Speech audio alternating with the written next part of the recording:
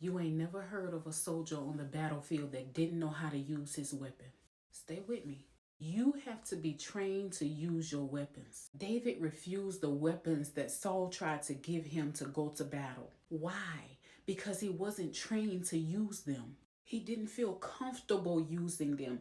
It was too heavy for him and it weighed him down. So he opted to use the weapon that he was skilled in using. Though it may have only been a rock and a slingshot, it was enough to take Goliath down because of his efficiency and his training in using something that looks so simple. Therefore, that rock and slingshot was effective to take down a giant. Don't you know that the weapons of your warfare are not carnal, and the armor of God, that which you should possess, may look like it's nothing, may sound like it's nothing, but it is enough to tear down everything that comes up against you. It may not sound like much when you go into prayer. It may not sound like anything when you start speaking in your heavenly language. It may not seem like much when you flee from temptation and you resist the devil. It may not seem like much when you insist on reading your word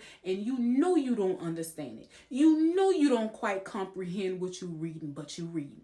It may not even sound like a big deal when you want to give them a piece of your mind, but you opt not to. Or when you want to lay holy hands on somebody, but you turn the other cheek. See, the devil wants you to go into battle unprepared and heavy laden so that you can lose. So I'm here to tell you that if you expect your giants to fall, you have to be trained in how to use your weapons. Putting on the full armor of God is not something that we just say. It's something that requires you to be well equipped and trained in order to use these weapons, because spiritual warfare is all too real for me. I know it's real for you. And if you don't know how to properly fight, you can't win. See, God wants you to know your enemy. So sometimes he's going to allow the temptations. He's going to test you. He's going to take you through the trials. And all that is to give you insight as to how the enemy operates and how he moves so that you will be able to stand against. So embrace those seasons of testing and when it feels like you're going through the wilderness, because they come to push you into being a well-trained soldier with the army of God strapped on. A soldier in the army of the Lord that's ready to go to battle.